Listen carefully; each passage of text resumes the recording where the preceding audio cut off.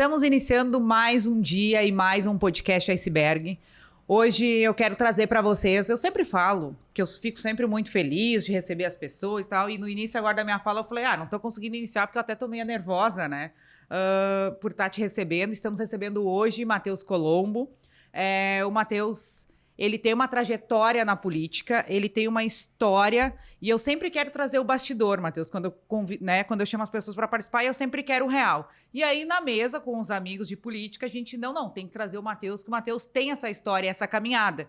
E uma coisa que a gente falava no bastidor antes de começar é sobre a fake news de se vender, ou de se apresentar e tudo isso.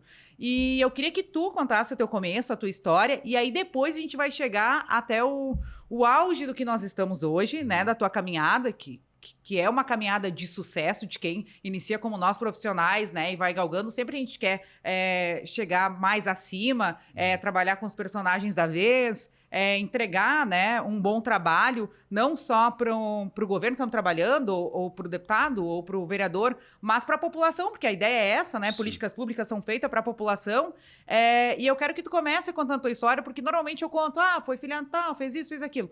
Mas não, eu quero ao contrário hoje, porque muitas vezes as pessoas acabam nos chancelando pelo último trabalho, ou porque a gente esteve próximo. E o Matheus, ele tem uma longa caminhada, uma longa história de trabalho, de conclusão daquilo que pensava, de estratégia e tudo. E estou muito feliz de te receber. Obrigado. E quero que tu faça essa caminhada aqui conosco hoje para a gente entender um pouquinho do bastidor e não só, e aí a gente está elevando o nível do podcast, aí nós vamos chegar a nível nacional hoje. Prazer te receber. Prazer, obrigado pelo convite. Obrigadão mesmo, hein? Muita satisfação. Bom, eu vou lá atrás, mas dar o highlight antes. Eu acabei de sair do governo federal, né? Trabalhei durante todo o governo Bolsonaro desde o início, desde fevereiro de 2019. Não tão início, porque ali no primeiro mês o ministro Onix da Casa Civil fez a despetização do governo e da Casa Civil, pelo menos, e aí demorou para ter as novas nomeações e tal. Mas aí depois eu trabalhei 2020, 21 e 22 na SECOM, na comunicação, ligado à presidência. E trabalhando com estratégia de rede social, a parte da comunicação digital, sempre em volta do conteúdo, né? Então, hoje, quando eu tenho uma grande dificuldade de dizer o que eu sou, né? Eu sou formado em letras pela Federal, sobrevivi à Universidade Federal do Rio Grande do Sul, sou formado em letras, tenho uma atuação meio de jornalista, meio de marqueteiro, meio de publicitário, bastante de escritor e editor, porque eu trabalho nessa parte editorial, trabalho na parte digital e trabalho na parte política, digamos assim, né? Então tudo meio que se conecta através do conteúdo, através do texto, eu diria, né? Eu comecei a trabalhar com texto, então, logo lá no início da minha vida profissional, que eu fazia administração na URGS e trabalhava na área. Mas no Brasil, como eu sempre digo que quem consegue escrever uma frase com um sentido do início ao fim se destaca, né? Então, na empresa em que eu trabalhava, que tinha um relacionamento com o setor público, no caso do Senac, né? Eu trabalhava no Senac.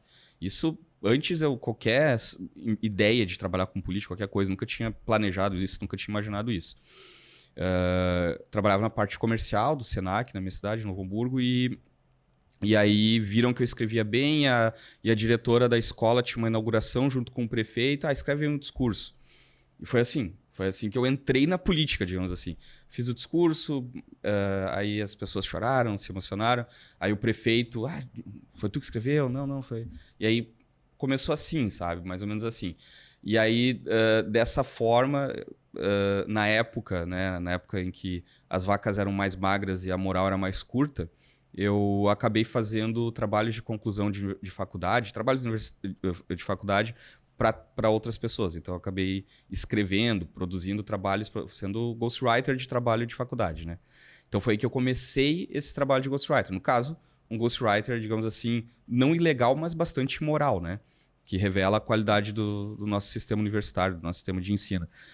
E não tenho orgulho disso, tenho vergonha, mas não faria de novo, e já isso, graças a Deus, passou.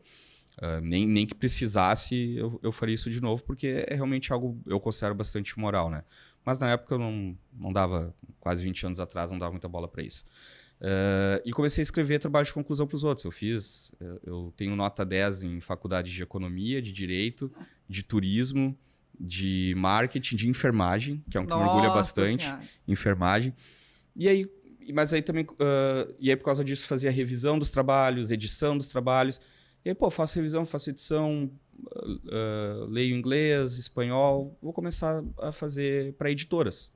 Daí foi mais ou menos a mesma época que eu entrei já tinha interesse por estudos, livros e tal, entrei na faculdade de letras e aí comecei a trabalhar com editoras, fazer tradução de livro, revisão de tradução, revisão, edição, preparação e tal.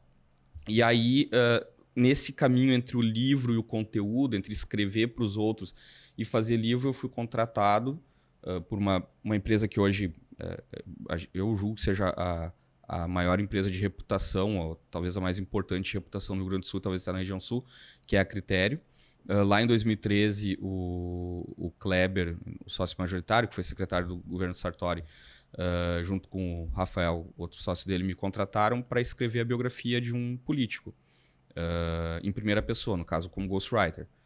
Mas aí é aquela coisa, né? Eu não estou inventando nada, né? É diferente. O processo de ghostwriter no trabalho de faculdade é assim. O cara me dizia, eu quero fazer dar um exemplo real, tá?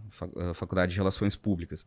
Eu quero contar a história das relações públicas através do surgimento dos sindicatos nos Estados Unidos. Ah, tá, beleza, esse é o tema. Esse é o tema, tá aqui a bibliografia. Te vejo daqui 6 meses.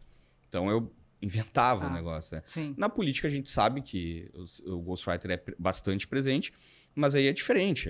O cara fala e a gente transforma em texto o que ele falou, a história dele, é como... a relação é como a de um pedreiro para um engenheiro, né? O projeto é do engenheiro, o pedreiro vai lá e põe os tijolos no lugar. O engenheiro não sabe botar os tijolos no lugar, mas o pedreiro faz, né? É uma relação, eu considero bastante parecida. Então, no caso, eu sou o pedreiro político, a autoridade é o engenheiro, tem um projeto ali. E aí fiz um livro, fiz outro. Faz discurso? Faço discurso. Daí faz artigo? Faço artigo. E assim fui indo. E aí foi quando...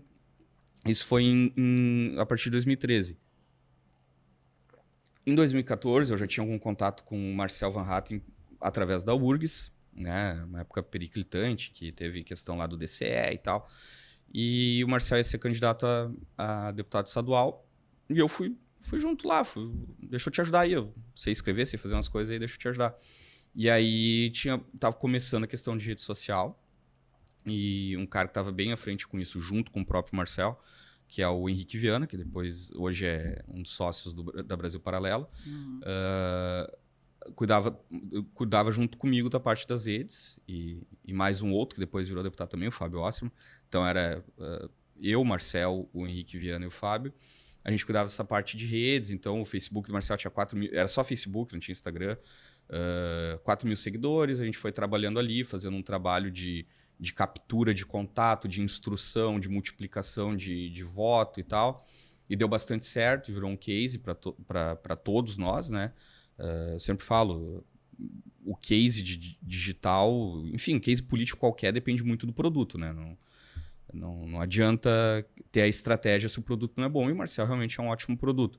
Mas deu bastante certo aquele ali também. Então, veja, comecei ali com conteúdo, né, meio errático, aí fui para a parte editorial, aí tudo acabou se mesclando, acabou conjugando, né? Sim. Aí depois do Marcel, fiz algumas consultorias, campanhas políticas e tal, até em 2019 ir para o governo federal, onde eu fiquei até dezembro agora de 2022. Né? Pegando um gancho ali, Matheus, que é uma coisa que eu já tinha comentado aqui antes, e que é sobre o Marcel, eu te disse, vamos falar aí um pouquinho do Marcel, não do Marcel, né, mas da trajetória política dele, porque normalmente quando eu palestro para vereador e tal, tem vereador que fala assim, ó, Marcel Van Hatten nem conhece a minha cidade, faz uma caralhada de voto lá, porque ele é um fenômeno da internet. E aí eu te disse assim, Matheus, conta a verdade, a internet ajudou, mas existe um trabalho, né? Eu sempre falo assim, que as pessoas querem curtidas, querem like, mas a coisa mais difícil que tem é tu captar esse lead. O que antigamente era contato, aí depois agora a gente vai, né, socializando, americanizando, é lead. Sim. Então, assim, quando a gente pega o cara lá que curtiu, ele só curtiu. Ele tem um pouquinho de interesse? Tem, mas o mais difícil é tu transformar esse cara num contato teu, num militante teu, né? E isso é um diferencial que o Marcel tem, e ele não pegou isso só através da internet, era um braço também, né? Exato. Assim, na campanha ali em 2014, a nossa campanha era sentada numa mesa falando com as pessoas através do Facebook. Através do direct ali, da janelinha, na época a janelinha ali do Facebook. Foi bastante... Claro, teve coisas de rua e tal, inclusive o principal marca daquela campanha foi Algo na Rua, que foi aquele enfrentamento com a Maria do Rosário, mas nem mesmo aquilo daria resultado se esse trabalho de bastidor não fosse feito, né? Então, não adianta chamar a atenção do público, e hoje sempre, como eu participei do Marcel, cuidei das redes oficiais do governo, não do presidente, mas da presidência do governo. Ajudei, principalmente com insumos e estratégia nas redes do próprio presidente, né, como um assessor, fazia parte das minhas atribuições, né, assessorando o gabinete do presidente. Então, como eu tenho essa vivência, hoje vem deputados, políticos, candidatos, que tipo de publicação eu faço, não sei o quê. E eu sempre remonto essa história do Marcel. A publicação ela é quase só um detalhe. O pessoal está muito focado em estratégia de publicação. O que é estratégia de publicação? Trazendo para o real, é como tu abre uma padaria e tu vai botar lá na frente um cavalete, escrever com giz ali, pão de queijo quentinho, R$2. E tu escreve ali bem... O jeito que tu vai comunicar aquilo, tu pode botar uma tirada interessante, a tua placa pode ser bonita, tu pode ter um desenho no giz ali legal, vai chamar a atenção da pessoa. Ou a pessoa está passando, ou tu está num lugar estratégico, a pessoa está com fome. Os políticos estão muito preocupados com isso. As campanhas e os mandatos estão muito preocupados com isso. Mas eles não colocam ninguém no balcão para receber quem entra na padaria. Por que isso? Porque faz a publicação legal, faz a estratégia legal e não cuida do saque, digamos assim, né? Do serviço de atendimento ao consumidor. Do relacionamento, não cuida disso. Então, eu sempre falo assim, pega tudo que tu tem de força, de trabalho, de capital humano e de recursos financeiros para cuidar do teu digital e divide isso. Metade vai para aquilo que tu acha que é tudo, que é a publicação, a produção de vídeo, etc. E tal. E a outra metade de recursos humanos e recursos financeiros tu aloca nesse bastidor, enviar quem curtiu, vai, conversa com a pessoa, manda mensagem, vê o que ela quer. Quem é que pegou e escreveu ali, quem comentou elogiando? Pô, esse já tá com o dinheiro na mão no balcão da padaria. Sim. Quem é que comentou criticando? Esse também tá com o dinheiro na mão, só que ele também sabe fazer pão de queijo e ele acha que faz melhor do que tu, então ele vai te criticar. Mas esse também tá interessado. Então tu tem que falar com esse também. Então não adianta fazer toda uma estratégia, é muito comum a gente ver, faz toda uma estratégia, todo um planejamento, mas não cuida dessa parte do bastidor. Então isso eu aprendi ali na prática, com praticamente tudo que eu fiz, até porque eu fiz faculdade de letras na Federal, onde não se aprende nada praticamente, né?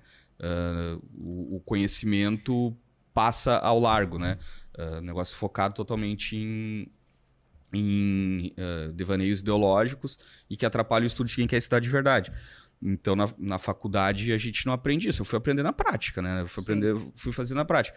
E aí a gente fazia isso, a gente tinha esse cuidado. E daí como é que a gente cuidava do saque? Ali na campanha do Marcel em 2014, e depois eu ajudei a aplicar no mandato também. Fazendo um negócio customizado. Então, tipo, a gente deixava pronto um texto, um cara curtiu, comentou um post do Marcel no Facebook, a gente ia lá, chamava o cara, pô, vi que tu curtiu aqui, tu quer ajudar? Quero ajudar, como é que eu faço? Não, então tá aqui, ó, aqui tá um textinho para tu abordar teus familiares, aqui tá outro textinho para tu abordar teus amigos, aqui tá o textinho para tu abordar quem é inclinado a votar, quem é eleitor do Marcel e não sabe, porque tem isso, né? Todo candidato tem eleitores que não sabem que são seu eleitor, né? Quem votaria no Marcel se o conhecesse, quem dificilmente votaria, mas tu quer abordar também. Então a gente deixava guardadas as devidas proporções, é como uma árvore de saque da Vivo, da NET, digite 1 para isso, digite 2 para aquilo, mais ou menos isso. Tentava automatizar um primeiro contato para acelerar e dar escala. E é claro, hoje com os bots de WhatsApp, tal, isso tudo é muito mais fácil. Mas na época não tinha isso, a gente fazia isso meio na mão, né? meio artesanal. Um papo de velho, né? No meu tempo no meu tempo não tinha isso, mas é bem isso, né? Mas eu sempre falo quando eu palestro, eu digo, olha, não adianta vocês colocar um bot lá, porque até assim, ó, eu fiz vários testes, né? Eu adoro fazer as minhas próprias pesquisas, eu falo. Tipo assim, eu entro no Uber, eu converso sobre política, que eu quero sentir qual que é o mercado. Não falo que trabalho com política nem nada, tanto que eu adoro andar de Uber, né? Porque tu sente ali, né? O cara é engenheiro, doutorado, tá fazendo Uber. Exato. Peraí, né? Exato. Tem um conhecimento de pauta, tem um conhecimento abrangente, né? Sim. Como o tio também, que tava ali, pedreiro, cansou e agora tá fazendo Uber, né? Sim. Que é uma coisa mais leve do que carregar o peso. Então vai fazendo assim. E aí o que eu senti na última campanha era que as pessoas já estavam de saco cheio com a história do bot. Exatamente. Porque assim, sabia que não era lá os candidatos a governo falando, né? A gente criou uma estratégia, né?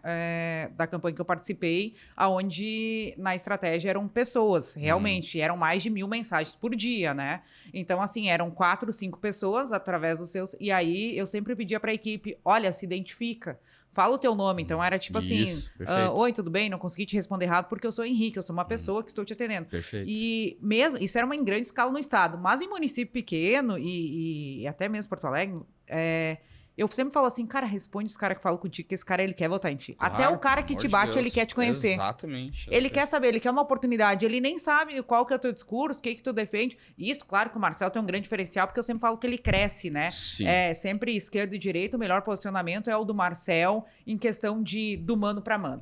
Eu sempre falo que eu sou realista aqui e não escondo nada. Então, para mim, a esquerda é munida de maior base. Para discurso, para tudo. Eu acho a direita um pouco ali superficial. Totalmente. Sempre falo isso. E o Marcel, não, ele traz... E não é puxa-saquismo, porque você sabe que eu não faço campanha de Marcel, não tem nada a ver com isso, né? Não tem nada a ver. Ele era PP, depois foi Novo, pra mim tá tudo certo. Mas é o case que eu falo sobre ele, né? Eu acho que ele é o mais preparado, ele tem o conhecimento, tem a base e traz números, né? Exato. Eu estudo com vários prefeitos e tal, o maior medo do prefeito é quando tu traz números ou tu traz alguma coisa pra ele que ele desconhece, que ele não tem estudo, então ele não tem um jogo de cintura, né? Sim. E aí a gente vê um diferencial e é isso que falta hoje, né? Esse negócio do ser humano. Então, assim, as pessoas, quando mandava mensagem, oi, eu sou uma pessoa, estou te respondendo, a pessoa já dizia, opa, tem interesse aqui. Né? Porque o bot, ele tá assim... E as pessoas têm... E logo depois da pandemia, elas estavam mais carentes, né? Elas queriam uma resolução. Teve o problema de fechar, né? Os empregos. Então, assim, elas tinham aquela coisa de... Ei, olha aqui, me escuta, eu quero falar. E em município pequeno, eu falo assim... Cara, não manda o teu assessor falar com o cara. É 2.000 habitantes, tu sabe todo mundo quem é. O cara vai bater na tua porta. Exatamente. Fala pra ele, então, que tu não pode ajudar ele. Fala que tu não pode fazer. Mas tu não ignora. Porque o não pode trazer um voto. Exato. Exatamente. Não, se tu pega, teve essa transição e tu vê muita gente batendo cabeça por causa disso, né? Durante a eleição em 2022 e até agora, já no início do governo dele, muita gente questionando, o que aconteceu com o Lula? Ele tá desmedido, ele tá falando demais, cometendo sincericídio, falando uns negócios que não deveria. Ok, todo mundo sabe o que ele pensa, mas... em geral, eu discordo disso. Eu não acho que o Lula mudou. Eu acho que o Lula é a mesma coisa de sempre, só que ele não entendeu, e vai morrer sem entender, que agora tem alguém filmando, fazendo uma live do que ele tá falando, e agora vai sair. 10 anos atrás, a gente só sabia do que o Lula falava através do filtro de uma imprensa totalmente tendenciosa. Então a gente não tinha a realidade do que o Lula falava. O Lula que fala que a pandemia foi uma coisa maravilhosa porque prejudicou o Bolsonaro, né? Tipo, ele falou isso numa live. Ele não se dá conta, ele tá falando num foro íntimo. Ele tá vendo 4 pessoas, ele acha que tá falando com essas 4 pessoas. Ele não mudou o drive dele de entender que ele tá falando para todo mundo e aquilo ali fica registrado. Isso aí. Então ele... registro, né? Fica registrado. Então, cara, o print é eterno, a fala é eterna, então ele não se deu conta. Então não é que o Lula mudou, que agora ele tá mais sórdido. Ele sempre foi isso. Mas é que não chegava, em geral, não chegava para nós.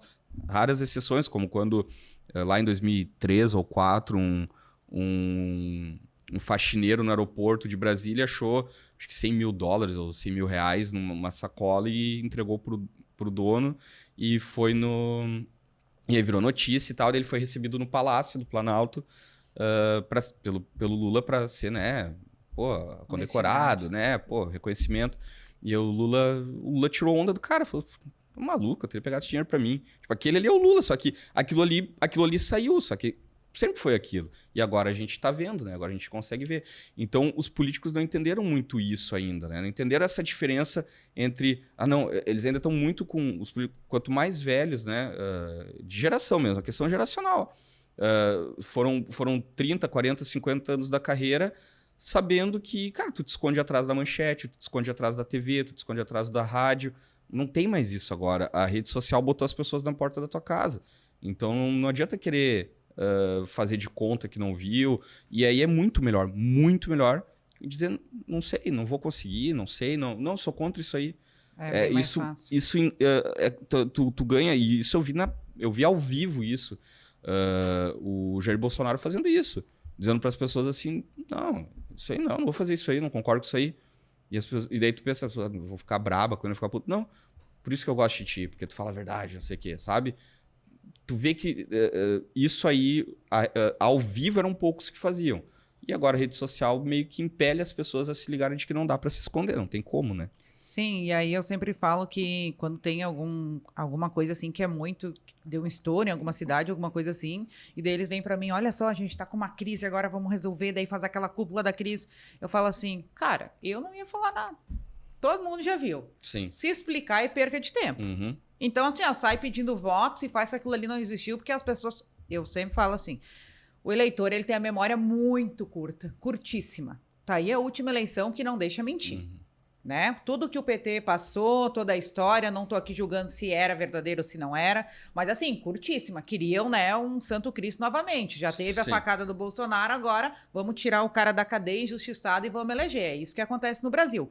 O catolicismo faz isso com as pessoas, né? A ferramenta da fé aí é que move. Tanto que a gente tem, acho que o maior número de pastores e tudo, elencou agora nas bancadas. Então, assim, não tô dizendo que tá errado, mas tô dizendo assim, todo mundo precisa de uma esperança, né, de algo. Então, quando acontece algo que realmente tu fez... Eu já passei por crise em campanha de áudios, tipo assim, sexualizados. Tenho vontade de contar o que era, mas não vou contar porque vou entregar a cidade. Uhum. Mas, tipo assim, e aí os caras vêm, e aí, Isis, o que nós vamos responder? Cara, não vão responder nada, vamos fazer que não foi com nós, eles vão publicar, vão pedir que a gente faça uma fala, a gente vai dizer que não foi com a gente e vamos tocar. Por quê? Porque senão tu dá palanque para aquilo, né? Uhum. E a internet hoje, qualquer coisa que tu fale... Teve um vídeo essa semana que saiu, Matheus, sobre... E aí pode ser que vão me julgar e também tô um pouco me lixando. Falo só o que eu quero. E aí era de um deputado, né? Era deputado, né? Era o deputado que falava no ouvido da colega para ela respeitar a outra colega e ele chegou próximo e sussurrou, né? No ouvido. Coxando. Isso. Tá, pra mim que trabalho com a política há muito tempo, eu chego nos meus colegas e falo daquele tom ali. Já chegam em mim e falam também. Eu não acho que aquilo ali foi encoxado. Essa é a minha opinião, tá? Acho que talvez poderia ter sido de outra maneira e tal. Mas daí, em menos de 10 minutos, quase todos os deputados do Rio Grande do Sul tinham um posicionamento sobre aquilo. Uhum. E todo mundo fazendo, né? A esquerda defendia, a direita, aquela coisa, se fosse com a direita era assim. Eu acho isso uma palhaçada com o eleitor, com o contribuinte.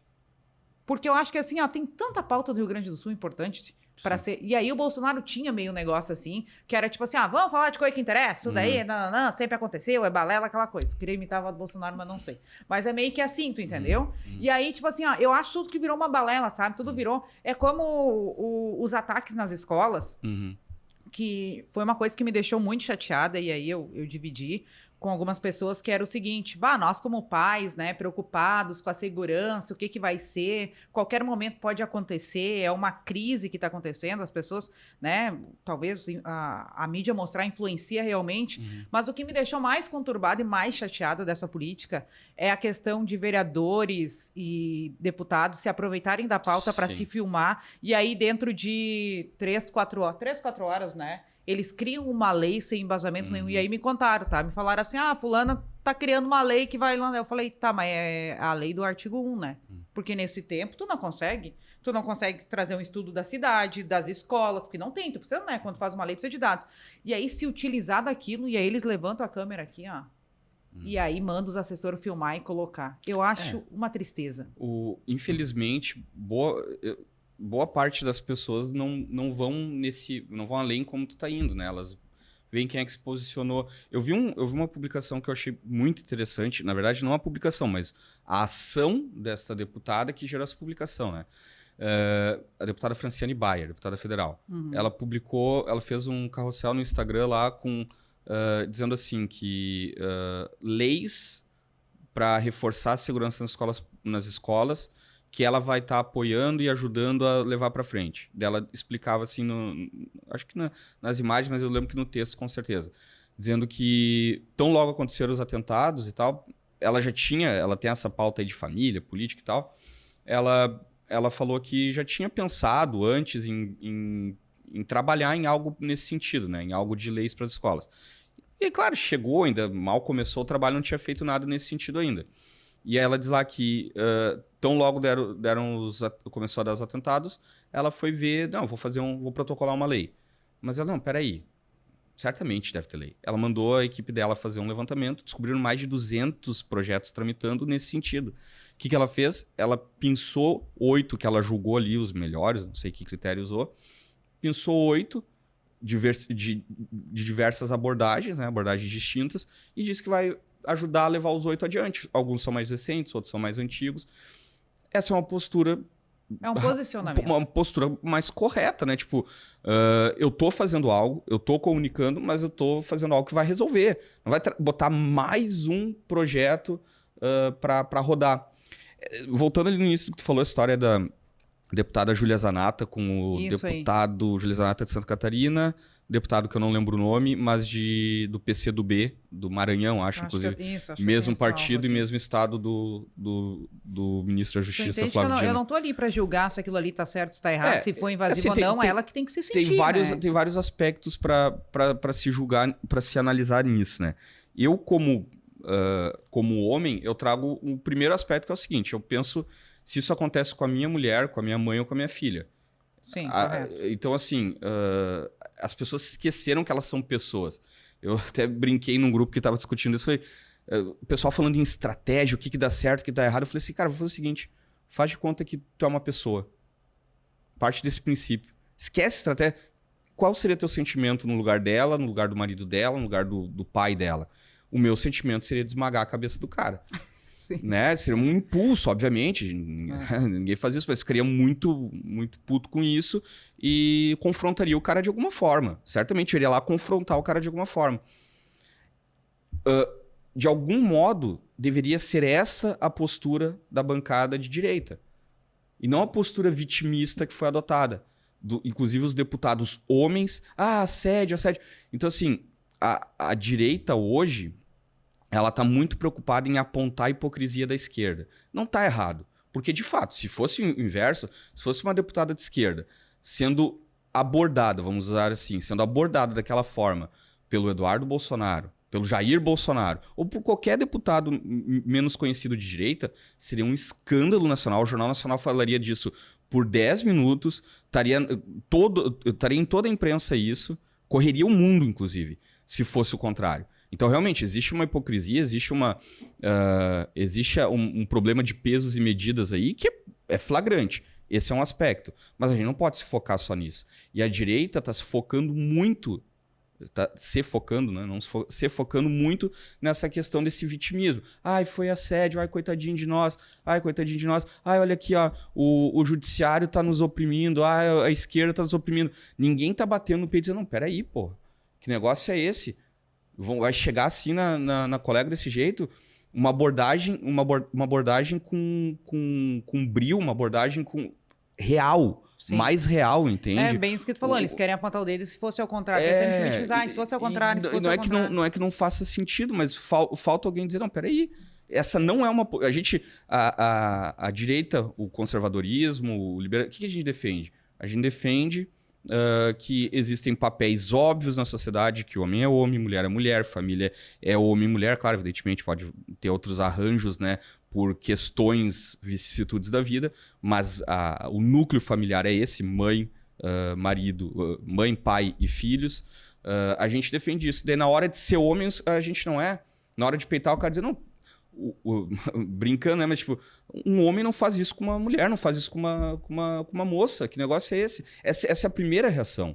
E isso é verdade. E daí o pessoal tá tão preocupado com estratégia e planejamento que se esquece que isso é o que tocaria no coração do brasileiro de verdade, que tá lá, do Homer Simpson, do brasileiro médio, que tá lá assistindo esse negócio todo.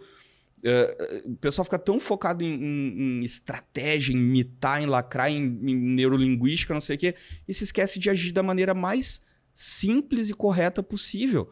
Que é, eu sou homem, a minha colega é mulher, ela foi abordada. Eu sei que não foi assédio, pra mim aquilo não foi assédio, eu concordo, não foi assédio, mas foi uma atitude escrota de um sujeito escroto que acha que pode chegar assim em qualquer gostar, né? Que pode chegar assim em qualquer um. Então a primeira atitude de um deputado de direita seria chegar ali peitando o cara, empurrando ele a peitaço. Seria esta a primeira atitude a se tomar. E não, olha aqui, assédio. Outro caso também, o caso do Nicolas Ferreira, quando o Janones, lá na comissão, chamou ele pelo apelido dele não, né? Mas como jocosamente chamam ele por causa de uma fake news lá de chupetinha. Aí que a direita começou, o nosso deputado de direita começou, homofobia. Não, peraí, cara.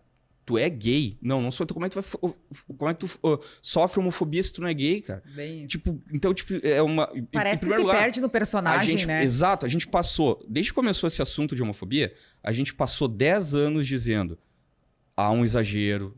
Estão dizendo que qualquer coisa... morreu um gay. É vítima de homofobia. Aí tu vai ver, foi o namorado que matou. Então, é um gay sendo homofóbico? Não, foi uma vítima de violência. Não foi vítima de homofobia. Vítima de violência. Então, a esquerda e a imprensa, que é a assessoria de imprensa da esquerda, a grande mídia é a assessoria de imprensa da esquerda, a esquerda política, a esquerda midiática, passaram a transformar tudo em homofobia, transformar tudo em feminicídio, em transfobia, não sei o quê. E a gente tenta dizer, não é bem assim, calma aí.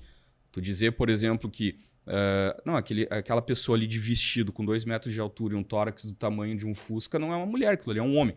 Tá sendo transfóbico. Então a gente passou anos tentando mostrar isso. Aí numa brincadeira idiota que mereceria uma sanção do Congresso, mas não vai ter, porque o Jean Willis cuspiu na cara do Bolsonaro e não aconteceu nada.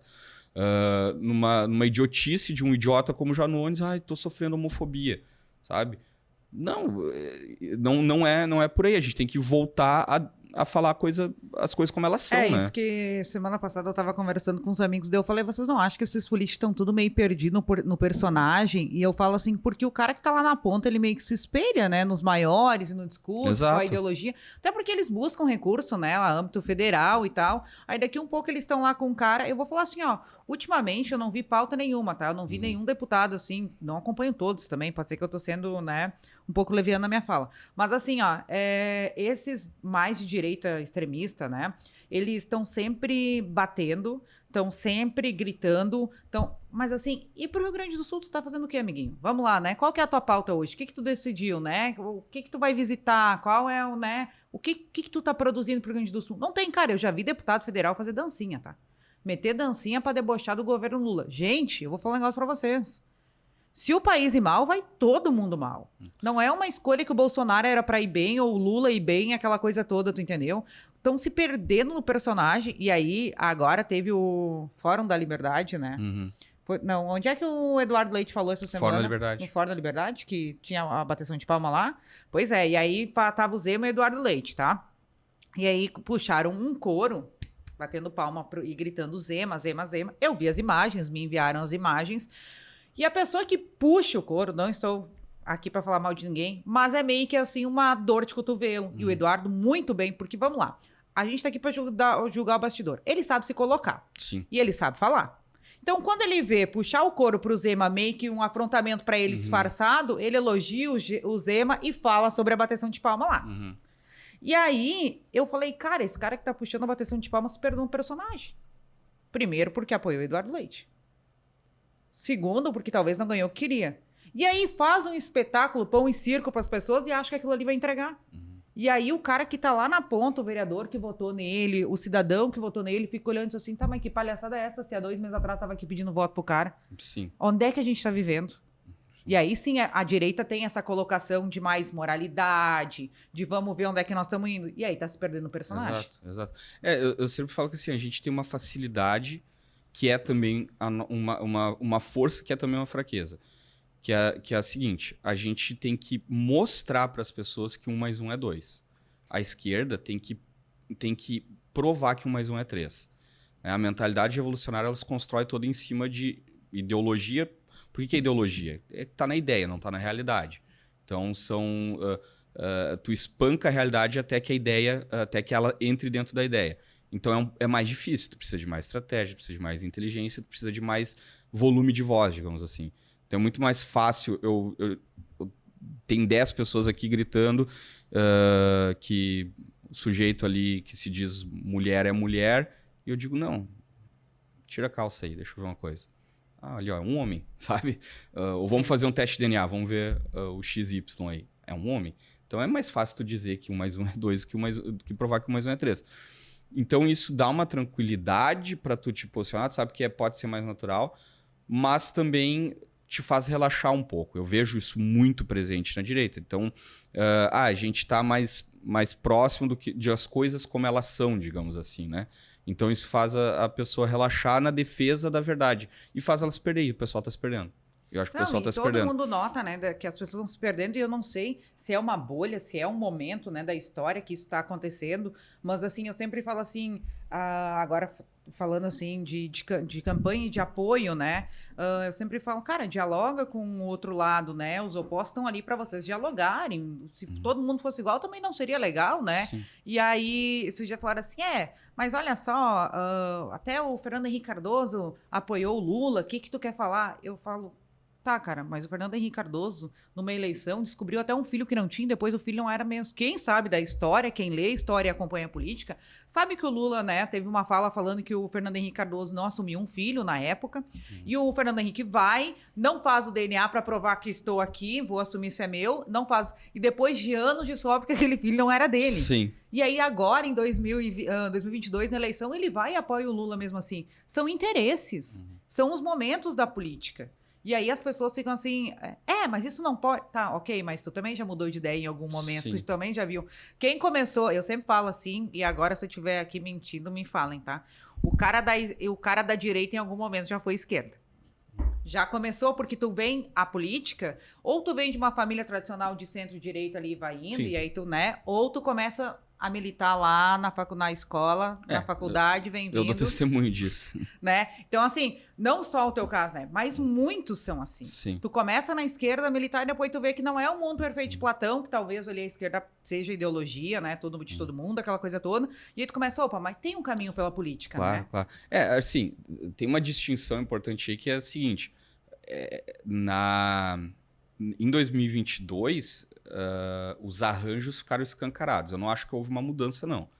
Eu acho que o tucanato que veio com o PT, ele veio com o PT eleitoralmente, mas ele sempre esteve com o PT. Sempre. Desde os anos 80. Não teve uma mudança. Era uma disputa eleitoral. Inclusive, tem uma entrevista de 2004 do Fernando Henrique, 2003 ou 2004, do Fernando Henrique para a Veja, em que ele é perguntado sobre essa disputa com o PT, ele fala, não, a nossa disputa com o PT, ela não é ideológica, não é programática, é uma disputa por cargos. Ou seja, a gente está disputando os carguinhos aqui, eu vou ser o presidente, ou eu não vou ser, eu vou estar no ministério, eu não vou estar, então é uma disputa por cargos. Quando chega uma força alheia a esse sistema, que é um sistema instituído, é um sistema quase indestrutível, né? Até 2018 era um sistema muito sólido. Quando chega uma força alheia a esse sistema, o sistema que tem as suas divisões internas, ele se reagrupa, ele se reúne para extirpar essa força alheia, que é o bolsonarismo, para extirpar essa força alheia, e agora, uma vez extirpado, agora eles voltam a se rearranjar. Né? Então, são disputas de conveniência de fato. Mas realmente, isso que tu falou aí a mudança de opinião, isso inclusive, a não ser que tu tenha uma educação, né, tenha sido bem educado, se tu não for bem educado politicamente, culturalmente, filosoficamente, e se tu não sendo bem educado, tu tiver uma pulsão pela política, por essas questões, dificilmente não vai acabar na esquerda, porque a influência superior para isso é a dos professores, e todo o sistema de ensino ele é totalmente dominado pelos pensamentos de esquerda. Agora, eu só queria voltar uma questão ali da gente estar falando ainda do posicionamento dos deputados de direita. Tem um agravante nisso, nesse oba-oba né? Até estava conversando com 2 deputados sobre isso recentemente, que assim, eu não vejo nenhum problema em chutar o balde, em fazer o que tem que fazer para mostrar as coisas como elas são. O presidente Jair Bolsonaro mudou a história do Brasil fazendo isso, o Marcel fez isso muitas vezes, outras pessoas de um jeito ou de outro também fizeram, e é bom que se continue fazendo. Quebrando liturgia de cargo, quebrando protocolos, eu sou totalmente a favor. Agora, tem um problema de cenário nessa postura de imitação, não imitação, de imitar, lacrar. Tem um problema que é o seguinte, a gente vive uma situação de normalidade no Brasil? Não vive. Não. Se eu quiser agora, eu posso ir nas minhas redes sociais e publicar com sinceridade, sem atacar, mas com sinceridade, os erros que tem na conduta do STF e de integrantes do STF, eu posso fazer isso? Não posso. Se eu não posso fazer isso, a gente está vivendo uma situação muito anormal. Muito anormal mesmo. A gente tem um ministro da Justiça querendo criminalizar quem chama ele de gordo e feio. O cara pesa 150, 200 quilos e é um ornitorrinco. Então a gente tu não pode mais falar, voltando ao exemplo, tu não pode falar que 1 mais 1 é 2. Então o cara quer criminalizar quem diz que ele é gordo, cara, é uma beluga.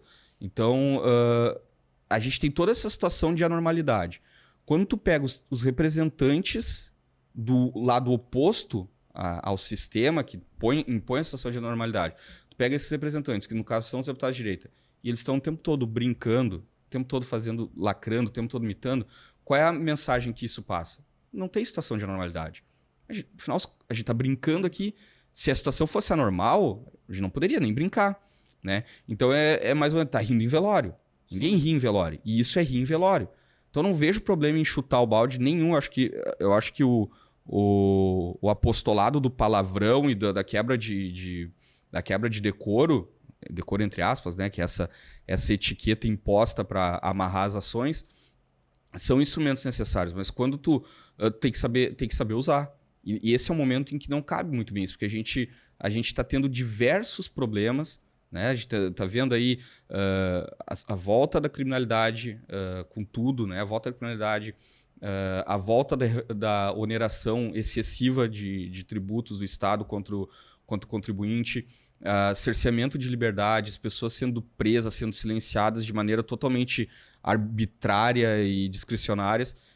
Não é uma situação de normalidade em que a gente pode estar simplesmente... a gente está aqui, está brincando, a democracia está funcionando e a gente discute, debate, vamos lá. Não é isso.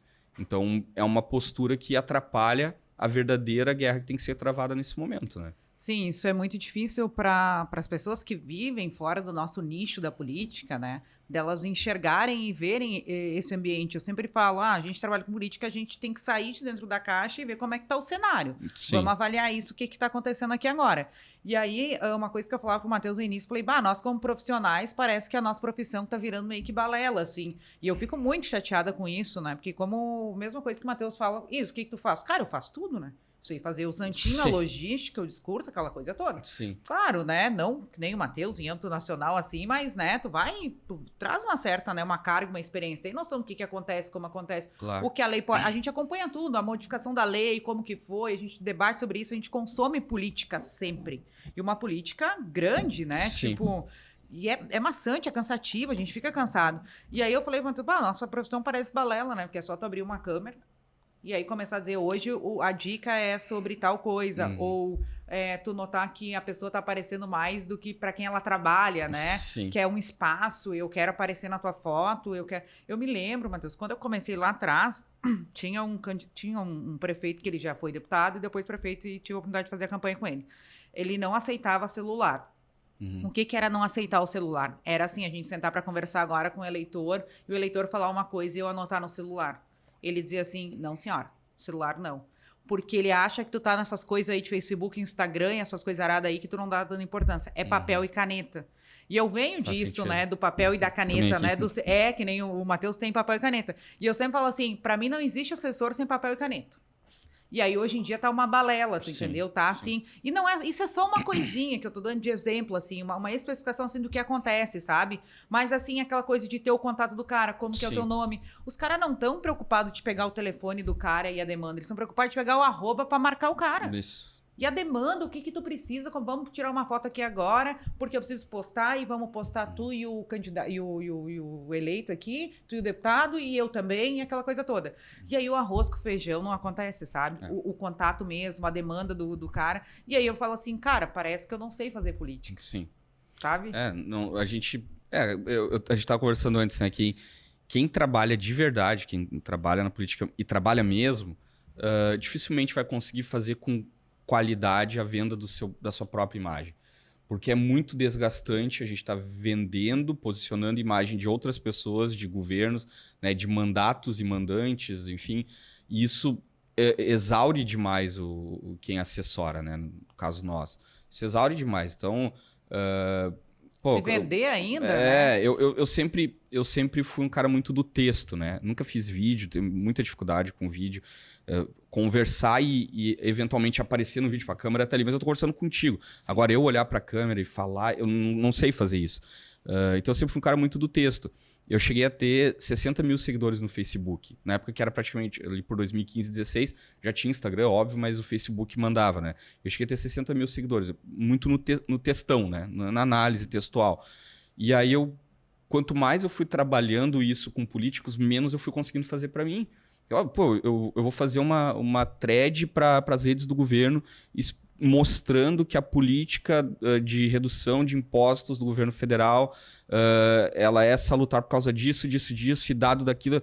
Cara, tipo assim, é uma thread ali de 8, 10, 12 tweets que toma 5 horas do meu dia e 5 horas de pesquisa, produção, edição, analisa, olha por todos os ângulos, porque tu sabe que tu tá publicando na rede do governo, se tu cometer um deslize, é Jornal Nacional, é Fantástico, como já aconteceu, não por deslize, mas por outros motivos. Felizmente por deslize não aconteceu nenhuma vez, mas poderia ter acontecido, né? Aí eu não tenho nenhum problema com crítica, mas a questão de tu te expor desnecessariamente, então é tudo muito desgastante. E aí, como é que tu vai conseguir fazer a mesma coisa pra ti? É muito complicado, sabe? Não, e eu falo assim... Vender a tua imagem é muito complicado. Eu sempre falo assim, eu mesmo me vender difícil. Tá, é isso, o que tu fez? Eu mesmo me vender meio difícil, né? A mesma coisa que ligar uma câmera... No início era assim, ligar uma câmera pra mim, eu vou lá e falo pro cara, faz o texto assim, assim, as mãos são assim, assim, assim, isso aqui passa mais proximidade, não, vamos... Aí grava 10 vezes, né? E aí as pessoas têm medo, assim, do bastidor, assim, eu falei, cara... É tudo mentira. É tudo, a gente grava 100 vezes, 10 vezes, né? Vamos ver como é que... E aí tem uns que tu não consegue mudar logo de início, né? É o posicionamento, é o jeito da pessoa falar, tu só tem que adaptar e aceitar e esperar que aquilo ali dê certo. A gente não sabe se vai dar certo ou não. E aí, eu não tenho tempo. Na campanha, eu simplesmente não tenho tempo. Assim, tu certamente tem diversos cases eleitorais e de mandatos. Eu teria também... Passei esses 3 anos em que eu fiquei na comunicação do governo, felizmente conseguindo fazer algumas coisas legais e tal, tendo o que se chama de case, né? E pessoas assim na minha relação, ligadas da área de comunicação e tal. Pô, tem que trabalhar em cima disso, tem que mostrar que foi tu que fez, sabe? Cara, tipo, eu entendo e é necessário, é bom que se faça, a gente precisa... eu não sou político, não sou... E aqui não é um julgamento, nada disso, mas nunca quis ser o Mateus do deputado tal, sabe? Que daí segue o deputado. E tem vários, tem assessores muito bons que acompanham deputados por toda a vida. Eu nunca fui isso. Eu fui levado para Brasília, tenho uma enorme gratidão pelo Onyx Lorenzoni, fui levado para Brasília por ele. Cheguei lá trabalhando com ele na Casa Civil como assessor especial dele, e aí conheci o pessoal da presidência que me convidaram para trabalhar na comunicação da presidência. E vou pro meu lado, valeu, obrigado, sou muito grato, mantivemos contatos depois disso, mas não segui com ele. E aí quando a gente tem esse trabalho aí de bastidor, é complicado, é uma corda bamba, porque também se a gente não fica mostrando, como é que a gente vai ser lembrado, né? Então, hoje em dia, com rede social, não, mas o cara lá, o ministro, o deputado, sabe quem eu sou, sabe o que eu fiz, mas ele não tá vendo eu botar na rede social e eu acabo esquecendo, porque tem outros botando, tem outros vendendo peixe. Então, é meio complicado, e vou te ser bem honesto, esse é um dos motivos pelos quais eu tô aqui, sabe? Porque, tipo assim, também a gente não pode, e provavelmente é uma das coisas que te motivou a fazer isso aqui também. A gente não vai ficar dizendo, sabe aquele negócio que aconteceu? Que lá fui eu sou foda. Não é isso, mas é mostrar que a gente tem essa capacidade e que a gente trabalha bem, enquanto tem muita gente aí, não são todos, obviamente, tem gente que se comunica e vende seu peixe e tem peixe para vender, mas também tem muita gente vendendo peixe e não tem peixe para vender, né? E a gente vai perdendo espaço, nós que estamos nos bastidores, vamos perdendo espaço para quem está vendendo peixe sem ter peixe para vender, sendo que a gente tem um cardume no armário, aí é bucha, E é uma né? lástima até para o próprio candidato, né? Porque daí pega uma pessoa que talvez não entende, chega um momento de crise, nunca gerenciou uma crise, não sabe como é que é. Gente, eu trabalhei com profissionais de publicidade e propaganda que não sabiam tamanho de página de jornal, não sabia que era coluna por centímetro, não sabia o tamanho do santinho, não sabia a regra, e são profissionais que já, né? Já trabalhei com política e tal. E aí, eu vou falar para vocês, quando dá a campanha mesmo, é uma escassez, são 497 municípios. Difícil. É muito difícil. E tu montar a equipe é muito difícil, né? Difícil. Assim, é meio que não chutou, mas vamos dar certo isso aqui. Tem negócio, tem toda a galera de rua, toda a campanha de rua. Hoje já tem empresas que proporcionam isso, mas em município pequeno não tem. Então, assim, é indicação. E os profissionais e os candidatos, eles ficam perdidos, né? Porque eles não sabem o que eles vão fazer, porque assim, a grama do outro é sempre mais verde, né? E tu tocou num ponto muito, muito importante até, que é essa questão das equipes, né? Então tá todo mundo é consultor, todo mundo é especialista, todo mundo é mestre. Aí na hora que tu vai montar, eu já participei acho que de umas 30 campanhas eleitorais, vereador, prefeito, governador, deputado e até presidente da República. E acho que eu nunca, em todas as campanhas, como é que seria uma estrutura ideal de campanha? Não apenas de comunicação, seria assim. Acho que eu nunca trabalhei com todos os postos ocupados na estrutura ideal. Tu que faz campanha, acho que também não, né? Acho que não, é muito difícil, porque sempre tem um lado que desgranha aquele negócio, né? E assim, eles não entendem também que é um nicho, porque daí tu precisa, assim, eu sempre falo, a campanha é um povo, e um momento tu vai perder o poder sobre aquilo. E é normal tu perder o poder, porque é sinal que a campanha tá crescendo. O cara que quer fazer uma campanha, que é o coordenador, que assina lá, que acha que ele vai gerir todo esse espaço aqui o tempo todo, vai perder essa campanha. Porque na hora que ela toma um volume que tu não consegue mais, e aí tem toda uma questão, gente, de assim, ó, tem agenda que tem que fechar, tem as datas, assim, o pessoal lá da fronteira quer naquela data porque é especial, daí o pessoal aqui do sul quer nessa data que é especial, muitas entendeu? suscetibilidades, isso, e aí tu tem que levar tudo aquilo ali no emaranhado e vamos tocando, e conforme dá, e vamos acertar aqui, aí fulano vai ficar desgostoso e arruma outra data ali. Isso é tudo a assessoria que faz, mas e diversos profissionais diferentes, né? Claro. Assim, eu sempre falo, os profissionais, eles têm que se conversar. Então, o cara que faz a TV, que faz o roteiro, que é o marqueteiro, ele tem que conversar com o cara que é o jurídico para ver se pode, se não pode.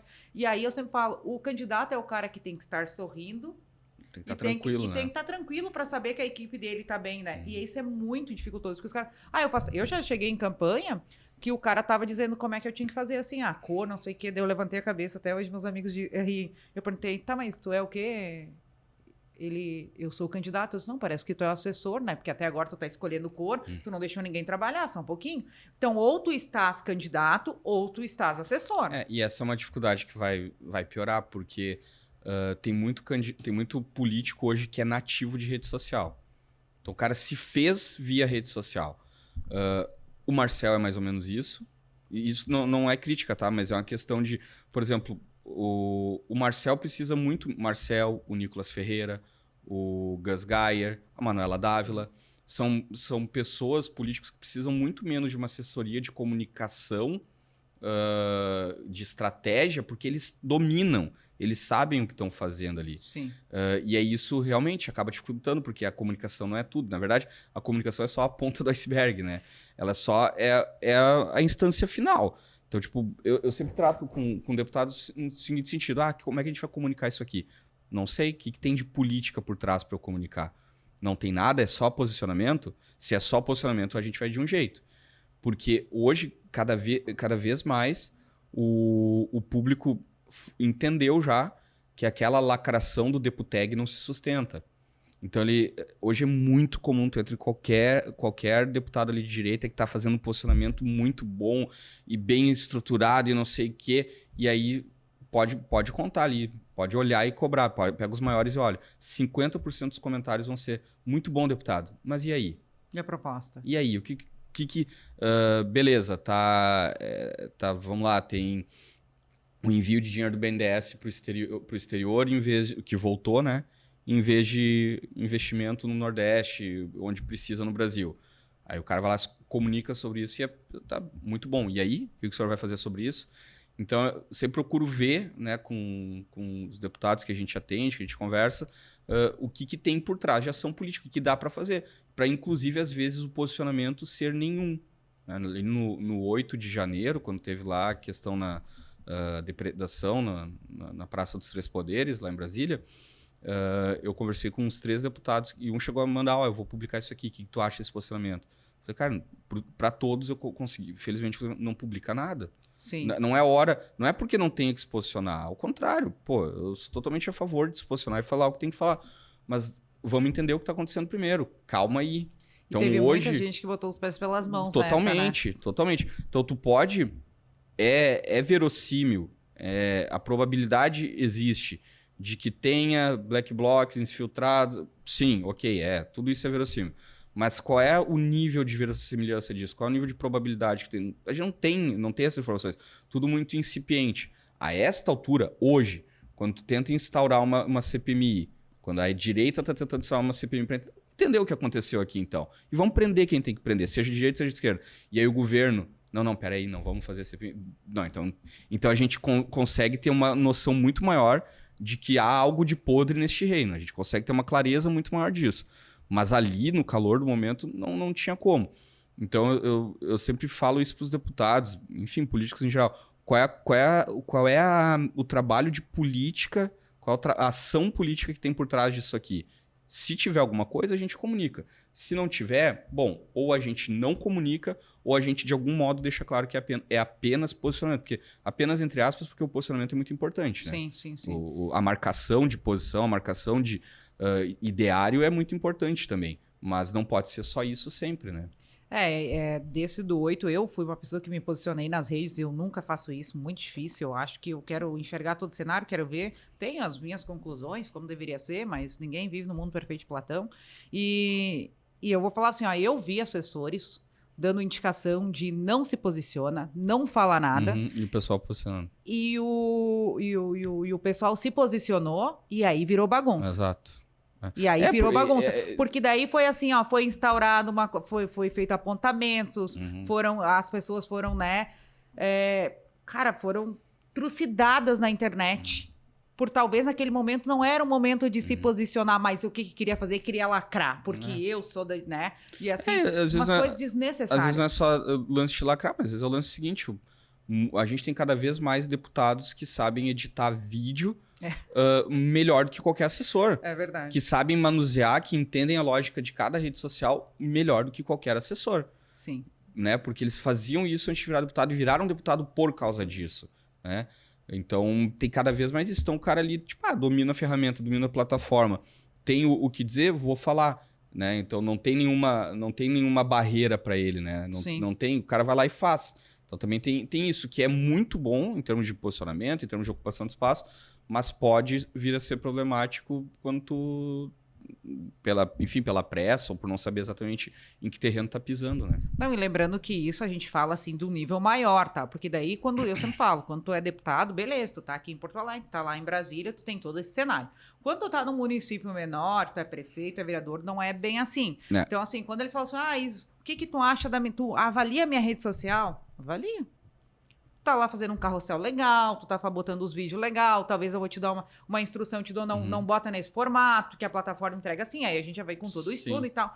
Mas isso é só uma ferramenta, uma pequena ferramenta de toda a estrutura que tu tem que ter. Tu tem que ter os teus caras conversando lá com a base que tu se elegeu, vamos lá, o que tá faltando, né? Nos bairros, tu tem que ter um líder de comunidade para te levar para dentro do bairro. Não adianta tu entrar achando que tu vai. E assim, as pessoas não são bobas. Eu já vi candidato vereador entrar em bairro e os caras dar risada da cara dele. Tá aqui caminhando sozinho, porque não tem ninguém para caminhar com ele, porque ninguém conhece ele aqui. O cara acha que ele vai fazer... São alguns... Hoje já tem uma outra vibe, que é uma prestação de contas do teu gabinete, então eu vejo vários vereadores fazendo em diferentes cidades uma prestação de contas. Tem uns que nem sabem que existe essa possibilidade, né? De prestação de contas. Então, assim, são vários fatores que nós, como assessores de mais tempo, assim, que passamos, por isso que a gente entende, e não tem uma fórmula mágica para se ganhar uma eleição. Aquilo que eu falei no início, eu falei, Matheus, vamos falar aqui, ó, que eu sempre faço o cenário, e aí tem um prefácio do Matheus que ele explica que pro Bolsonaro ser eleito presidente, que é uma coisa que sempre vem nas palestras para mim, porque a minha internet tem que ser melhor, porque o Bolsonaro se elegeu na internet. E eu sempre explico assim, e as pessoas, às vezes, elas até ficam bravas, porque elas querem que eu reforce essa teoria delas, mas eu não tenho como fazer isso. Que por vários fatores, né? O Bolsonaro viajou ao Brasil, não tinha o tempo de TV, ok, que é o que mais entrega, na realidade a internet entrega, mas a TV continua sendo o meio que mais entrega. Hoje ainda há mais pessoas com televisores do que com acesso à internet, né? Sim. Principalmente para a região norte. Sim. Então, assim, a confiabilidade também da informação, os caras estão há décadas acostumados que a TV entrega chancela, né? Isso, uma informação que seria correta, o jornal da cidade entrega uma informação que seria correta, e a internet com a história da fake news ficou meio assim, tá na internet, a gente não sabe se é verdade. Sim. E aí eles querem que eu diga assim, não, Bolsonaro ganhou na internet. Eu falo, não, gente, o Bolsonaro andou pelo Brasil, N fatores, uma rejeição também muito grande do PT, existiu o sentimento de rejeição. Sim. Que também ajudou o governo, né, o Bolsonaro a ter essa coisa assim de sentimento. E aí quando eu falo assim, vocês sabem por que tudo virou... eu dou na palestra, vocês sabem onde é que começou a história toda do vamos pra rua e essas coisas? Aí todo mundo, não, começou aqui no nosso estado. Começou com o valor da passagem, com a esquerda fazendo, e o negócio foi tomando uma proporção, e a esquerda não segurou, e a direita se apropriou da pauta. Então, olha só, eu crio uma estratégia, e depois eu perco a estratégia pro opositor, e ajudo a entregar o governo para ele. Pode acontecer no teu município. Tu pode querer lascar o outro, criar uma estratégia e depois isso, se cair por terra, da outra pessoa se adonar da tua pauta, né? Sim. Isso acontece muito, só que as pessoas elas não enxergam dessa maneira, elas enxergam o que a TV tá entregando, né? A TV tá entregando que foi assim, daí vamos pra rua, e aquele sentimento.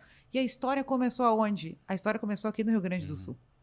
Nós entregamos tudo isso aí, e assim, eu vou dizer, como a gente é um estado que tem bastante... bons profissionais, né? Porque a gente trabalha no bastidor, né? Trabalha no bastidor e a gente... isso foi uma onda que foi criada pela esquerda e a direita se apropriou e se apropriou bem, porque o case de sucesso foi a eleição do Bolsonaro. Assim, a eleição do Bolsonaro, ela mostra bem que, na verdade, é tudo muito natural e revela, que é uma impressão que a gente tem, que todo mundo tem, né? Aquilo que o professor Olavo de Carvalho sempre falava, o Brasil é um país de povo à direita, né? Na maior parte dos posicionamentos, sem representação de direita.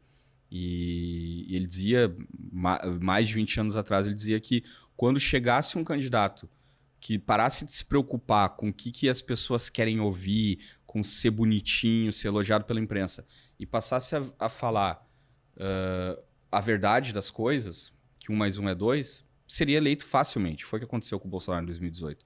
Na verdade, foi todo o processo. E rede social, ela foi um mecanismo, ela foi um meio que propiciou isso, né? Sem a rede social, não existiria Jair Bolsonaro. Sem a rede social, a Dilma não teria sido derrubada. Porque sem a rede social, a população, a massa, ainda estaria na posição passiva de assistir os acontecimentos e resmungar. Não teria como fazer nada. A pressão porque assim, vamos lá, a classe política, na média, ela é extremamente... A classe política não, os atores do poder no Brasil, eles são extremamente preocupados com o seu. O cara, acima de ser de esquerda, em geral, de esquerda, o cara ali de centro, que é da pauta tal, o cara é sobretudo o ministro do STF, o ministro do STJ, por aí vai, o juiz de primeira instância, ele é acima de tudo o futebol clube, né? O que importa é o meu. Então, quando tu vê uma pressão popular crescente nos teus canais de comunicação e nas ruas, os caras passam a tomar uma postura diferente que não tomavam antes. Foi o que aconteceu no impeachment da Dilma. O impeachment da Dilma não aconteceria sem isso. E a eleição do Bolsonaro também não acontecia sem isso. 1 ano antes da eleição, na verdade, no início de 2017, o Bolsonaro pedia, porque ele estava rodando o Brasil, principalmente aeroportos lotados e tal, sim, pedia para o partido dele, então era o PP, para incluir ele nas pesquisas eleitorais para ver se ele tinha realmente, se era uma viagem ou se o negócio tinha alguma realidade, porque andava por todo o Brasil. Em todo o Brasil era recebido como uma celebridade. Eu rodo o interior do Rio Grande do Sul por questões de família desde sempre, e desde 2015, 2016, eu indo para a fronteira oeste, eu via outdoors do Bolsonaro desde 2015, 2016. é algo digno de nota. Isso é estranho, vamos olhar para isso aí. Eu já ouvi relatos, Matheus, de pessoal de direita e da onda bolsonarista, e aí falam, e muitos magoados, inclusive, né, que tipo assim, eu recebi o Bolsonaro aqui no aeroporto, quando ele ainda estava galvando, sabe, buscando espaço, e aí nós éramos, e para te ver como foi uma onda, isso que é a conclusão, nós recebíamos ele entre 3, e aí daqui a pouco nós tinha 15, e nós tinha carro emprestado para buscar o Bolsonaro, para te ver que ele lutou pelo lugar dele, ele não tinha espaço. Ele viu que porque eu reforço isso, eu não acho que tenha mudado algo com o brasileiro. Apenas é algo que era latente e ficou patente. Era algo escondido que se revelou muito graças à abertura que as redes sociais permitiram. E aí todo um movimento nas redes sociais, e a esquerda desprezava muito, a imprensa desprezava muito, considerava bolha. Eu não considero bolha, eu considero amostra. É uma amostra, não é a realidade total, mas é uma amostra. Então tu vê todas as dinâmicas que tem nas redes sociais, eu não considero bolha. Eu considero uma amostra do que é a realidade. Então tu vai ter realmente, no perfil de discussões políticas, tu vai ver a galera que espuma são os extremos.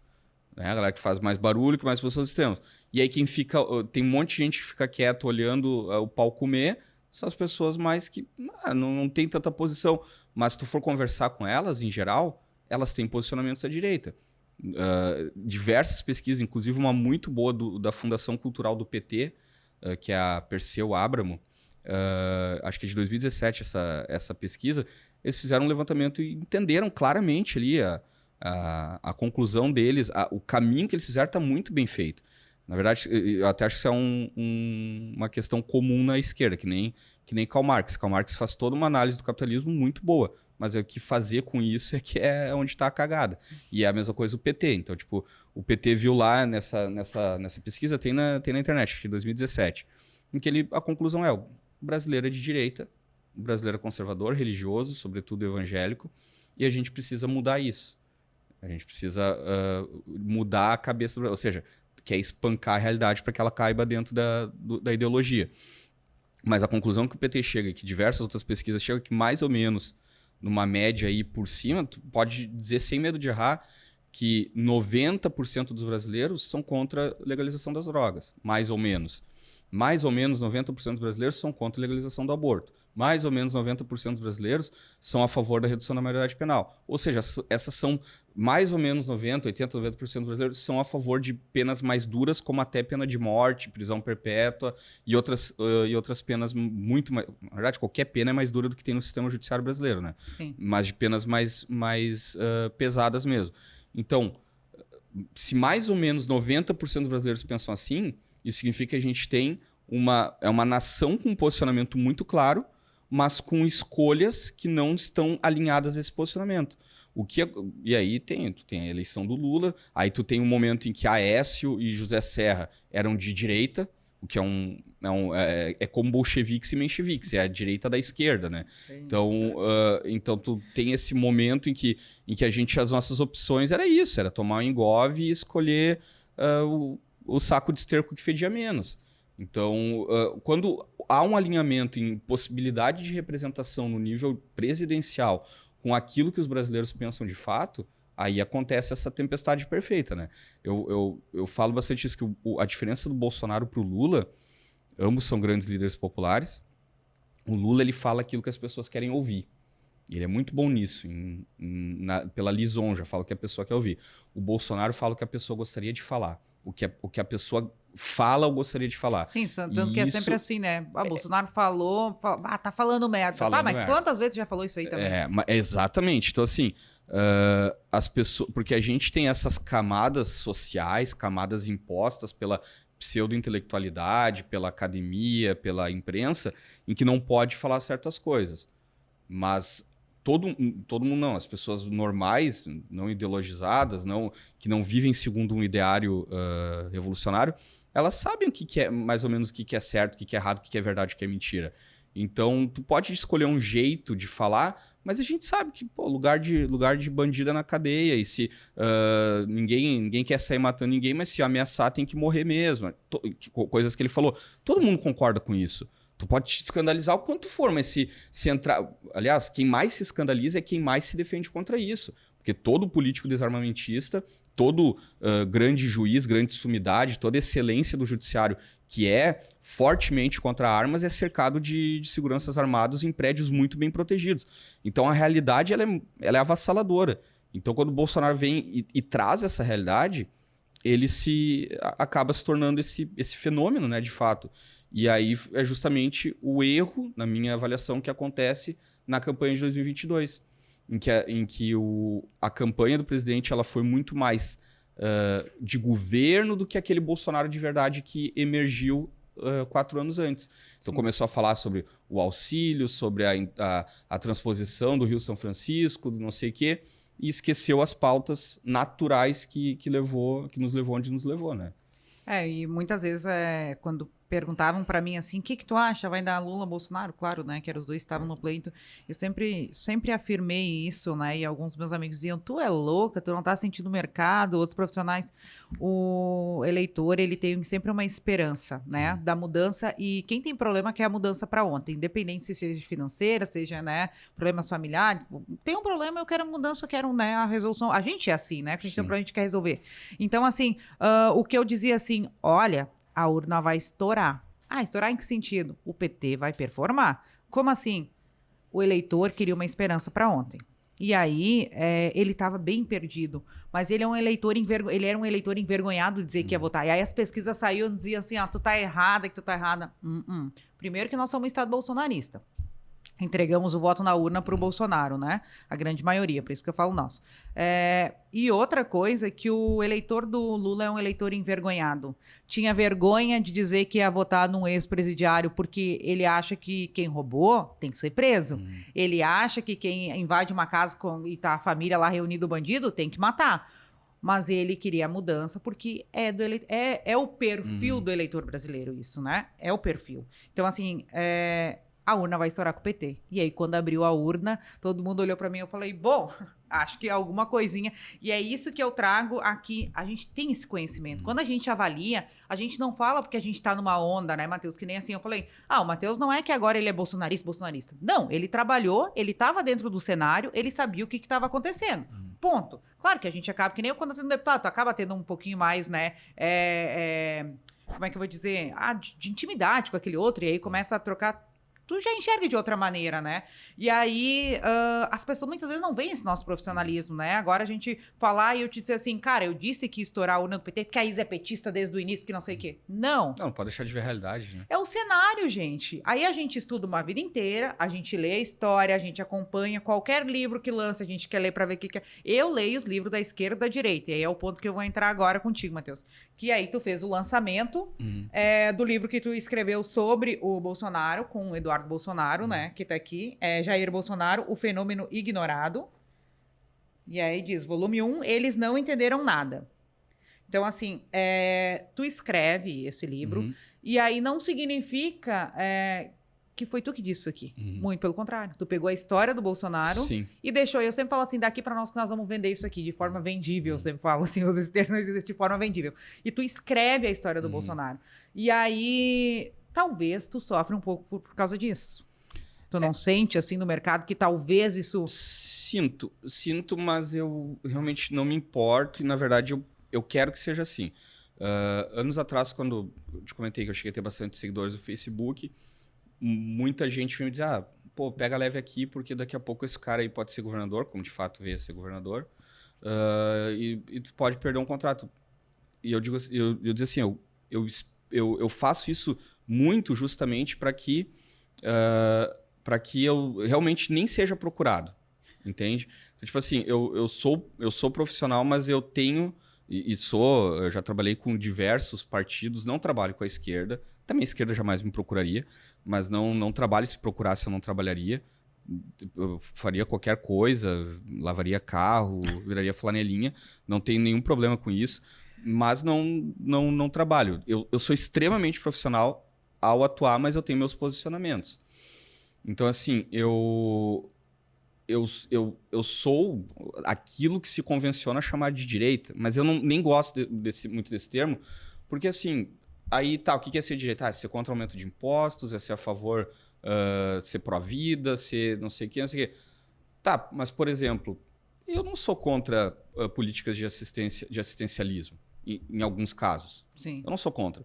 Eu não sou a favor da total eliminação de políticas assistenciais. Porque existe, de fato, uma camada na população que precisa de uma ajuda permanente, que não vai conseguir exceder. Na antiguidade, parte dessa camada estava no Vale dos Leprosos, por exemplo, vivendo de restos jogados pela população lá de cima da montanha.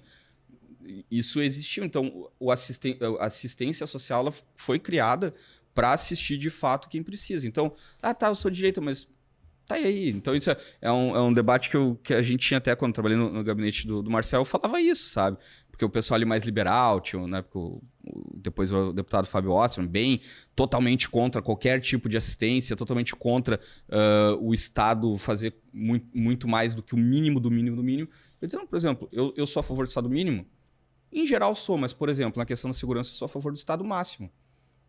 Num país do tamanho do Brasil, com os problemas do Brasil, neste momento, se eu morasse na Suíça, eu seria a favor do Estado mínimo. Mas eu moro no Brasil, que é do tamanho do continente, e tem os problemas que o Brasil tem. Então, na questão do Estado mínimo, no Brasil, deste período, então eu me encaixo mais à esquerda, porque eu sou a favor do Estado máximo. Mas, claro, o Estado máximo não para servir a um ideário de esquerda, mas é o Estado máximo no sentido de entrar forte, de verdade, na guerra às drogas, que nunca foi feita. Dizem que a guerra às drogas foi um fracasso. Ela não foi um fracasso porque ela nunca foi feita. Ela nunca foi travada, não chegou a ser travada. O mais próximo disso, ainda muito longe do ideal que aconteceu, foi nos últimos 4 anos, em que o crime da drogadição realmente sofreu baques importantes, mas não chegou a ser abalado estruturalmente ao ponto de que agora já se reergueu e já está tocando ficha como sempre tocou. Então, essa questão, direita e esquerda, cara, tem que analisar, obviamente, questões morais, questões de valores. Agora, o governo Bolsonaro, o presidente Jair Bolsonaro, a gente tem esse sombreamento, né, essa sobreposição de valores. Então, para mim, não é nenhum problema isso. Né? Respondendo a tua pergunta antes, não é nenhum problema isso. Mas eu realmente fiquei assim. Eu comecei a produzir esse livro junto com o Eduardo Bolsonaro, porque a ideia era contar o fenômeno eleitoral de 2018. E, de fato, é o que a gente faz. O livro ele conta a história do Jair Bolsonaro e ele vai, na linha do tempo, ele vai até o início do governo, até a formação do governo. A ideia era acabar na eleição de 2018, mas aí como a gente acabou... Eu comecei a trabalhar no governo, aquela coisa, não tinha... A gente começou a falar sobre fazer o livro em 2019. E aí, em 2019 fazia sentido, 2019, 2020 fazia sentido falar sobre a eleição. Mas como a gente lançou em 2022, a gente teve que avançar um pouco. Mas não fala do governo de fato. Vai, no máximo, dar uma pincelada nas questões da pandemia ali, da Covid, mas na linha do tempo vai até o início do governo. E aí é uma ideia de contar realmente esse fenômeno, que foi um fenômeno totalmente ignorado pelo sistema, né? Pelo sistema como um todo, sistema político, imprensa, todos os atores de poder e autoridade no Brasil ignoraram, e aí sempre procuraram explicar esse fenômeno com questões alheias ao fenômeno. Então, a gente fala no livro ali, o Bolsonaro não... Esse cara aí não vai emplacar a candidatura. Lá em 2016, 2017 falavam isso. Inclusive, o partido dele se recusava a botar o nome dele nas pesquisas, tanto que ele acaba sendo partido e vai procurando partido para se candidatar. Não, esse cara aí não vai emplacar nem candidatura. Emplacou. Esse cara aí não passa dos 5%, não vai fazer 2 dígitos. Fez. Não passa o primeiro turno. Passou. Não se elege, se elegeu. Né? Por que isso? Porque era uma... As pessoas esse pequeno universo, e aí sim uma bolha, essa bolha de poder no Brasil, ela se baseia como? Ela se informa como? É clipping, é clipagem. O politicão tradicional, se tá na capa do Globo, do Estadão e da Folha, tá acontecendo. Se não tá, não tá acontecendo. Então nunca teve Bolsonaro, quem tava ali no Estadão, na Folha é o Alckmin, porque quando começar a campanha de TV vai explodir, vai estourar. O Alckmin fez 5,85, sei lá, mais ou menos isso por cento de voto na eleição em 2018, mesmo com todo aquele poderio. Então, ele conseguiu, de diferentes formas, ir furando essas barreiras, né? Na verdade, como tu disse antes, a gente sentia que isso ia acontecer, mas todo o sistema estava ignorando o crescimento desse fenômeno. E aí explica a eleição dele pela facada, aí explica o apoio popular a ele durante o governo pelos robôs, né? Vão criando vão criando teses para justificar o que está acontecendo. Sim. Imagina um presidente, um governo cuja população vai para as ruas apoiar a reforma da Previdência. Imagina, a gente teve manifestações em 2019 em favor da reforma da Previdência. Um troço totalmente inimaginável. Ou seja, aconteceu uma aderência muito grande que fez com que as pessoas realmente apoiassem e o sistema ficou perdido. Por isso que a gente fala, eles não entenderam nada, ficou sem entender mesmo.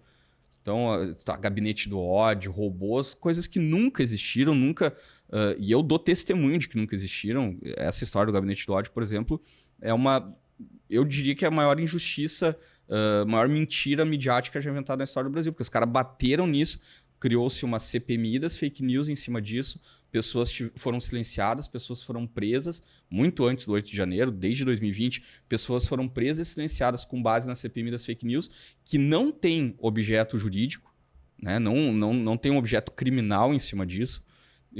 É uma coisa retroalimentada entre imprensa e judiciário.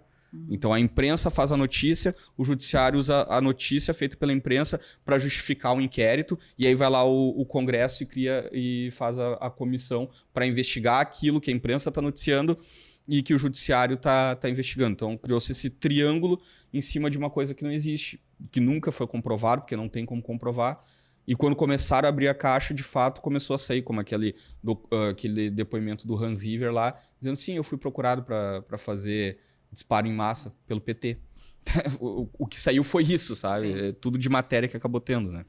Quando eu falo assim, que eu sempre dou o entendimento, eu sempre falo para quem quer ser candidato, se aproxima da imprensa, vai no jornal da tua cidade, fala na rádio, porque quem tá ali na frente, para quem tu tá entregando o teu posicionamento, isso é muito importante, né? E aí a gente também, assim, fica, né, no nosso subconsciente, mas eu vi o fulano falar sobre isso lá na rádio, então ele é uma boa pessoa, não sei o quê. E é aquilo que eu falo, a política, ela é realmente um iceberg até para quem trabalha na política, né? Porque a gente às vezes tá, né? Eu sempre falo, hoje de manhã recebi uma ligação, olha só, assim. Eu falei, calma, olha só, eu conheço profissional, não é assim, quem sabe a gente conversa, depois a gente vai, né, acertar isso aí, fica calmo, não sei o quê. Porque acontece nos entornos, e aí existe a pessoa boa da política e a pessoa que não é tão boa, que quer fazer, né? Eu sempre falo assim, os estelionatários políticos estão à solta, né? Porque é uma coisa que realmente me incomoda muito.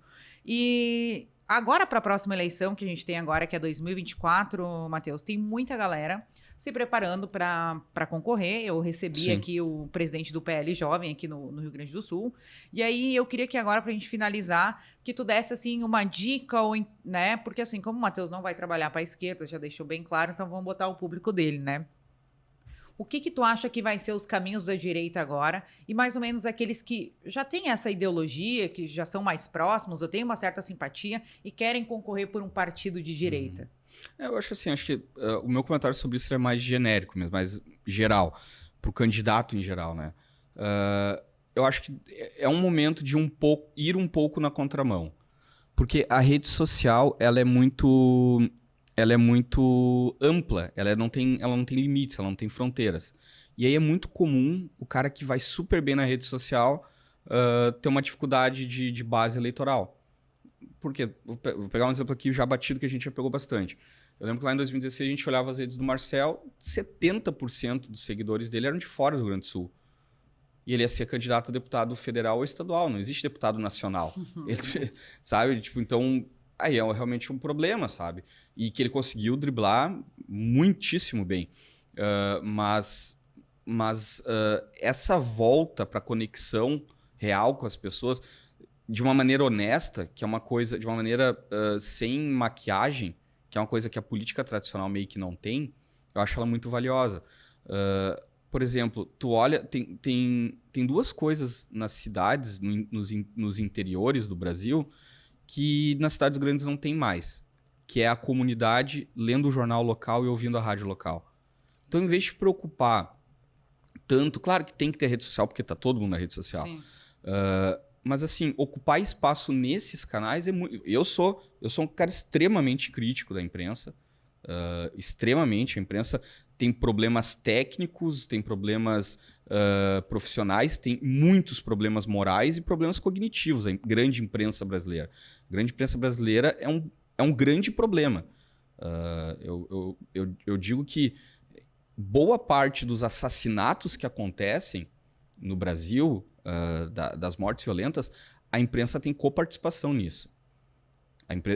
Uma vez eu escrevi um texto, naquela época lá do Facebook, sobre um policial que morreu numa abordagem e alguém filmou de cima de uma sacada, o policial morreu numa abordagem. Eu falei, quem ajudou, já que a imprensa gosta tanto, a esquerda gosta tanto desse negócio de terceirizar a culpa, né? Então, quem mata não é a vítima da sociedade, quem mata é a burguesia, o capitalismo, a igreja, não sei o quê. Não é o cara que saiu de casa com uma arma com uma arma de grosso calibre para roubar manteiga. Não, o cara não faz isso. Então, a imprensa gosta de dizer, não foi ele que matou, ele é vítima da sociedade. Se a imprensa gosta tanto de fazer isso, ela também tem que pegar a culpa dela. O policial que numa abordagem pensa 10 vezes antes de fazer o que tem que fazer de fato, que naquela situação era claramente dar um tiro na cabeça do meliante. Por qualquer aspecto que tu olhasse, era isso que ele tinha que fazer. Ele não tinha outra alternativa. Ele não fez muito, eu supus, muito por estar na cabeça dele naquele momento calculando. Era 3 horas da tarde aqui em Porto Alegre. Acho que foi 2016 isso. Se eu fizer isso agora, se eu fizer o que eu tenho que fazer agora, provavelmente aqui nos prédios em volta tem alguém filmando. Amanhã eu tô na capa do maior jornal local, eu tô na corregedoria, eu perco o meu salário que já é baixo, um soldado da brigada, perco o meu salário, perco minha carreira, perco tudo, vou ser destruído pela imprensa. É todo um cálculo que acontece ali na hora e o cara tenta resolver de diferentes formas e não resolve do jeito que tem que resolver.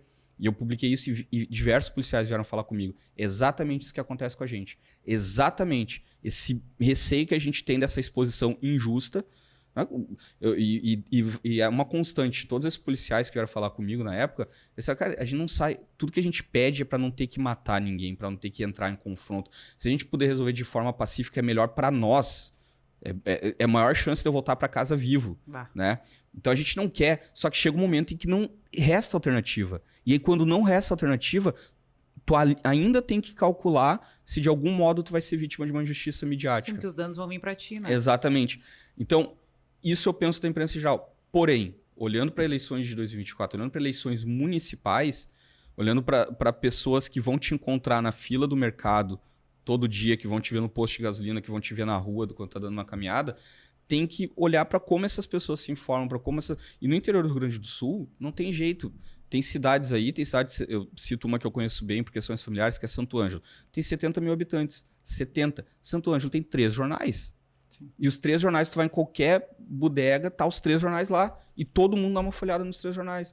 Então, em vez de emplacar um post estrondoso que pessoas do Acre vão curtir, vão te elogiar, coloca um artigo em cada um desse jornal por mês, sabe? As pessoas vão vendo o teu nome, vão vendo que tu tá ali, que tu tá presente, participa da rádio, participa da comunidade de algum modo. E, obviamente, o trabalho de base, né? Mas esse trabalho de comunicação através desses veículos tradicionais, eu ainda acho que para eleições municipais ele é muito valioso. E está sendo um pouco desprezado por causa de rede social. Tá todo mundo olhando muito para a rede social e esquecendo essas possibilidades, né? E aí rede social, acho que cada vez mais para essa eleição, para uma eleição municipal, ela é um centro de atendimento, é um centro de relacionamento, né? Onde tu vai movimentar essas pessoas que vão acabar... E a tendência é muito grande, a pessoa vai ver o teu artigo no jornal, falando sobre um problema da cidade, ou falando sobre a guerra na Rússia. Não importa, fala sobre o que tu quiser. Se falar da cidade, melhor, mas põe lá o artiguinho no jornal da cidade, a pessoa vai atrás de ti, vai olhar na rede e tal, e ali tu estabelece um contato, né? Mas dá uma olhada com carinho para essas possibilidades locais, porque a eleição é local, né? Não tem jeito. Isso aí. Então, voltamos mais uma vez para o que eu falo. Vamos fazer um arrozinho com feijão, parar de viajar, a política é sola de sapato, é acordar cedo e dormir tarde. Eu sempre pergunto quantas agendas tu tem no dia. Tenho 4, é 10? 10, porque do 10 tu vai tirar 4, né? E assim vai. Estou muito feliz de ter te recebido aqui, Matheus. Eu acho que foi um bom papo. As pessoas, mais uma vez eu vou colocar, a gente está aqui para mostrar o nosso trabalho, tanto eu quanto o Matheus. Claro que a gente tem os nossos viés para quem a gente trabalha, não trabalha, mas a forma com que a gente estuda, né, e com que a gente trabalha, a gente consome política o tempo inteiro, a gente acorda com... Bom, a gente chegou aqui já de política, porque saiu de manhã, porque não sei o quê, porque na madrugada acontece isso, aquilo, outro. E eu fiquei muito feliz de te receber. Espero que a gente possa fazer parceria nas próximas eleições, né? Estamos disponíveis aí. E esse foi mais um episódio do podcast Iceberg.